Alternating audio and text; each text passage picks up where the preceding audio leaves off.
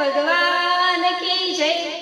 माऊली ज्ञानेश्वर महाराज की जय. जगद्गुरु तुकाराम महाराज की जय. शांती ब्रह्म एकनाथ बाबा की जय. भगवान बाबा वामन भाऊ की जय. संत श्रेष्ठ निवृत्तीनाथ दादा की जय. सब संतन की जय. विठ्ठल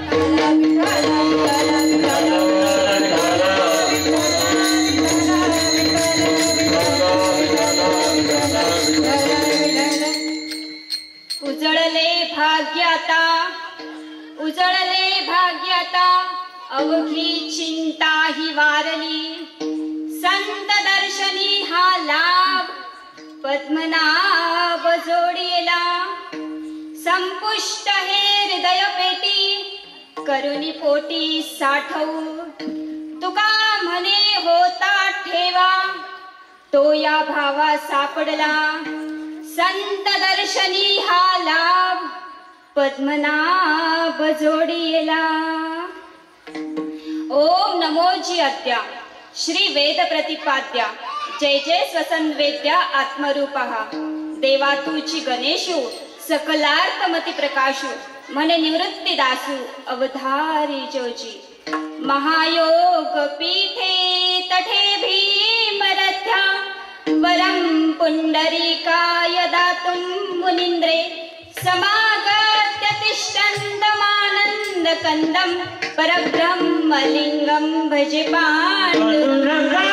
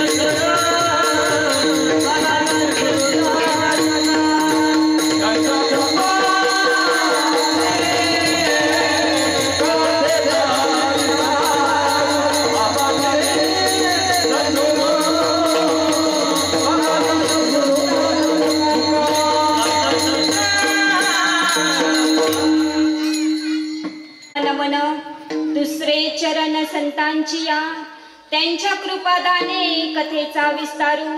बाबाजी सद्गुरु दास तुका. नमो सद्गुरु तुकया ज्ञान दीपा. नमो सद्गुरु सच्चिदानंद रूपा. नमो सद्गुरु भक्त कल्याण मूर्ती. नमो सद्गुरु भास्करा पूर्ण कीर्ती. श्री शारदा माई अनेक जन्म संप्राप्त. कर्मवंद्य विदायिनी. आत्मज्ञान प्रदानीन. तस्मै श्री गुरवे नमः.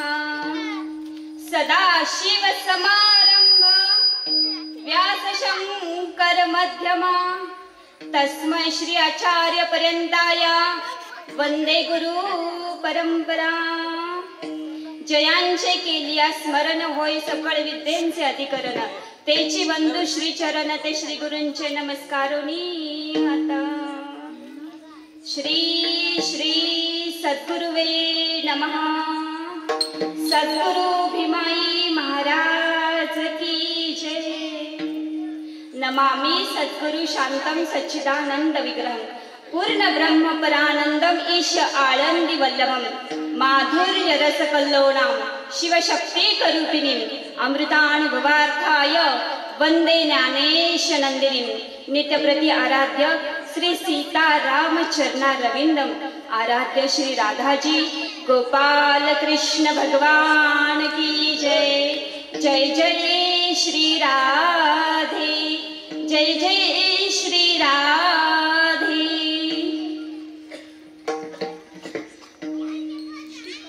उपस्थित समस्त माता पिता साधू संत आत्मगण, गणेश भगवान, हनुमानजी महाराज, भारत माता, गो माता, ब्राह्मण देवता सर्वांच्या चरणी प्रणाम। तसेच व्यासपीठावर उपस्थित समस्त टाळकरी, वारकरी, भजनी मंडळ, गायनाचार्य, मृदुंगाचार्य आपणा सर्वांच्या चरणी प्रणाम। मस्तक हे पायावरी या वारकरी संतांची या विठाला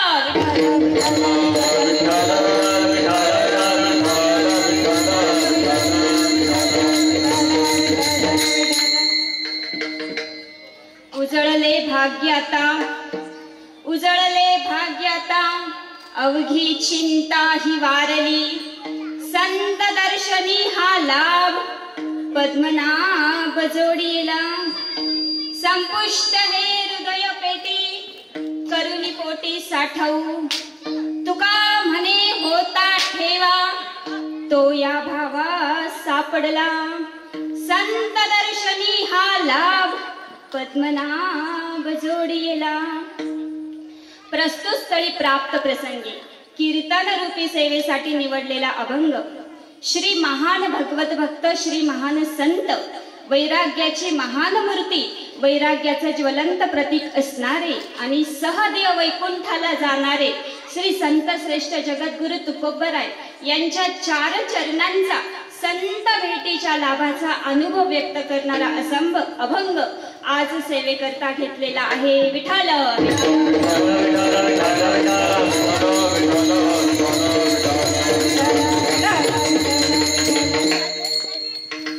प्रस्तुत अभंगामध्ये महाराज असं सांगतात की आता माझं भाग्य उजळलं।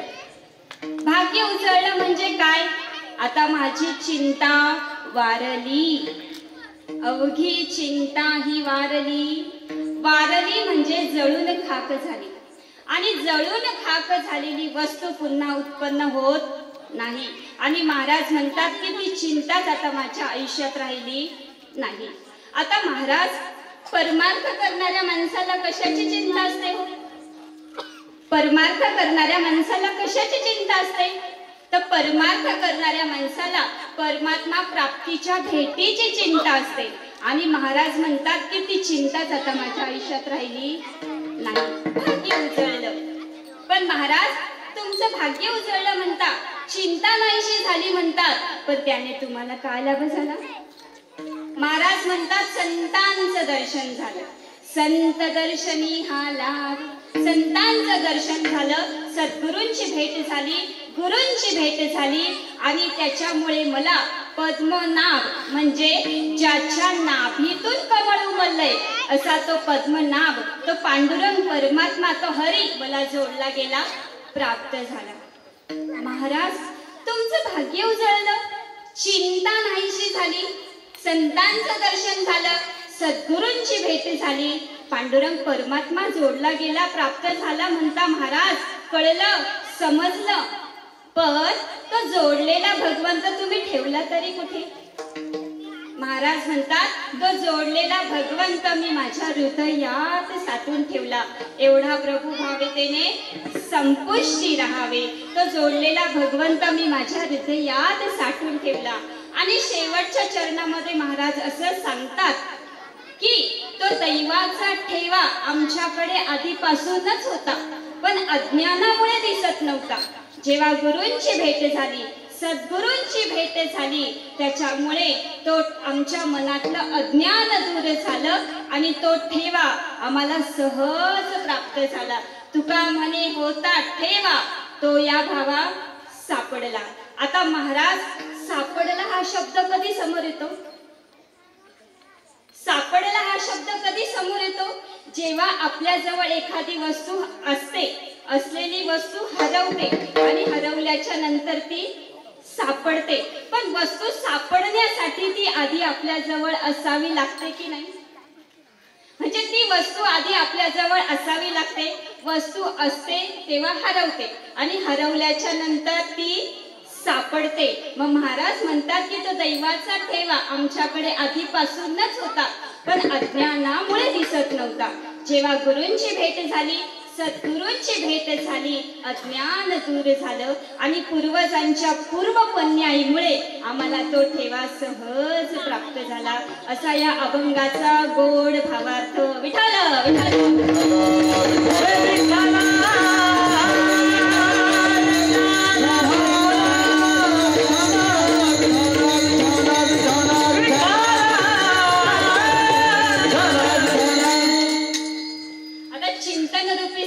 आरंभ करण्यापूर्वी एक छोटासा परिहार देणं आवश्यक असतं आणि वक्त्याने ते सांगावं हे त्याचं आद्य कर्तव्य असतं.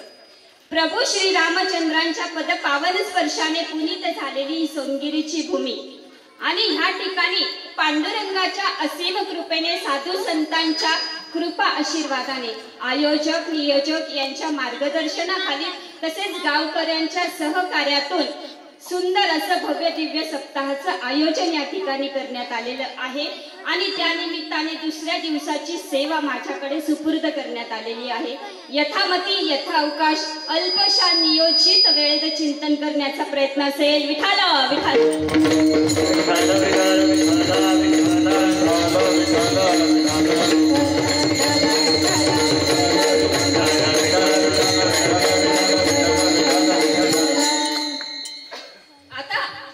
ज्यांच्या मार्गदर्शनातून हा सप्ताह उभा आहे तो म्हणजे हरिभक्त परायण घुगे महाराज, तसेच मार्गदर्शक हरिभक्त परायण बाजीरावजी महाराज जेजुरकर, तसेच हरिभक्त परायण मनोजजी महाराज जेजुरकर यांच्या मार्गदर्शनाखाली सुंदर असं सप्ताहाचं आयोजन ह्या ठिकाणी करण्यात आलेलं आहे.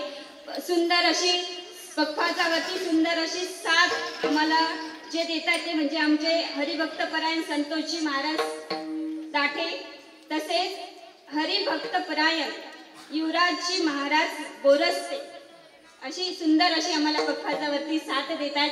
आमचे विनेकरी बाबा या ठिकाणी आहे, तसेच आमचे लहाने बाबा हरिभक्त परायण लहाने बाबा या ठिकाणी आहेत. नायगावच्या कार्यक्रमात आपली भेट झाली होती. तसेच आमचे भालदार लहाने बाबा या ठिकाणी आहेत आणि गायनाचार्य आम्हाला सुंदर अशी गायनासाठी जे साथ देत आहेत ते म्हणजे हरिभक्त परायण अक्षय महाराज चंद्रे या ठिकाणी आहेत. तसेच हरिभक्त परायण अमोलजी महाराज विसापूरकर हे आम्हाला गायनासाठी सुंदर अशी साथ देत आहे आणि सुंदर अशी चाल ह्या दोघांनी या ठिकाणी घेतली. यांच्यासाठी एकदा जोरदार टाळ्या. तसेच महाप्रसादाचं जे सौजन्य आहे ते स्वर्गीय जनकाबाई अर्जुन लहाने यांच्या स्मरणार्थ श्री मधुकर व संजय अर्जुन लहाने यांचं आहे आणि सकाळचं जे संत भोजन आहे ते श्रावण सदाशिव लहाने यांनी सकाळचं संत भोजन या ठिकाणी दिलं होतं. तसेच व्यासपीठावर अनेक प्रतिष्ठित नामवंत मंडळी या ठिकाणी उपस्थित आहे. सर्वांचं नाम उल्लेख करणं शक्य नाहीये. घेई माझी सेवा भावशुद्ध. तसेच व्यासपीठावरती मला गायनासाठी जी नेहमी सुंदर साथ अशी देत असते ती म्हणजे आमची लहानी भगिनी हरिभक्त परायण श्रावणी महाराज आव्हाड सिन्नरकर. तसेच आमची सानिका दिदी आमचे जायगावचे दिगोळे साहेब यांची ती कन्या आहे. तसेच आमची कन्या हरिभक्त परायण बाल कीर्तनकार समृद्धी श्रीकांत आंधळे या ठिकाणी उपस्थित आहे. आमचे पानसरे साहेब या ठिकाणी उपस्थित आहे आणि अनेक भजनी मंडळ टाळकरी वारकरी भजनी मंडळ या ठिकाणी मला सुंदर अशी कीर्तनासाठी साथ देणार आहे. सगळ्यांच्या चरणी पुनश्च एकदा प्रणाम करून आणि माझ्या सद्गुरूंच्या ठाई श्रद्धायुक्त अंतकरणाने प्रणाम करत आजच्या या चिंतन रूपी सेवेला आरंभ करूया. विठ्ठल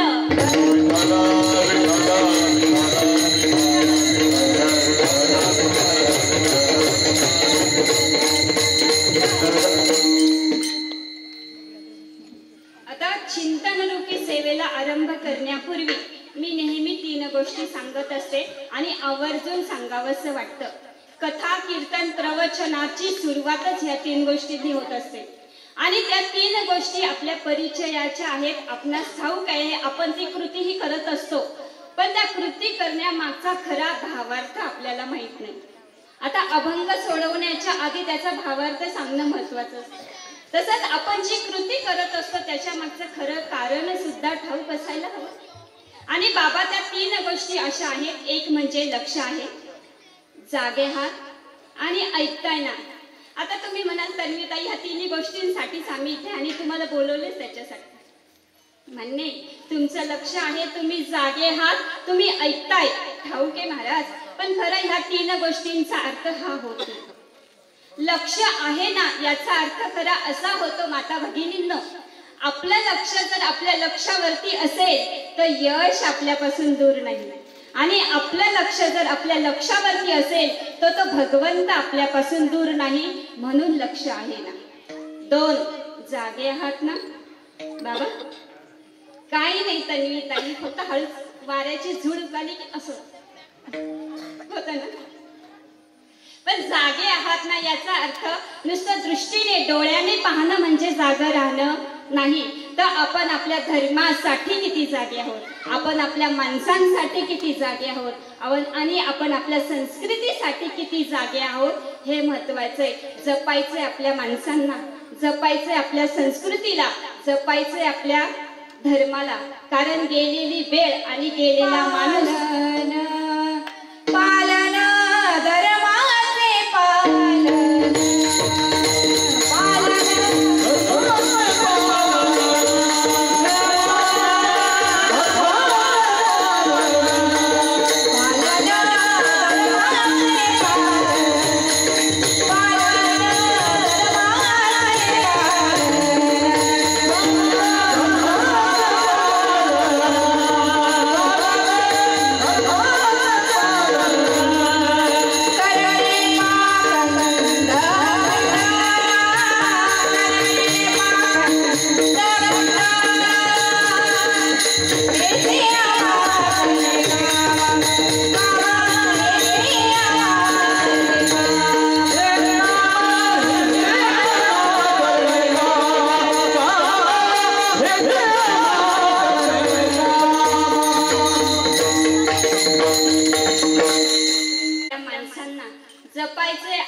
संस्कृतीला.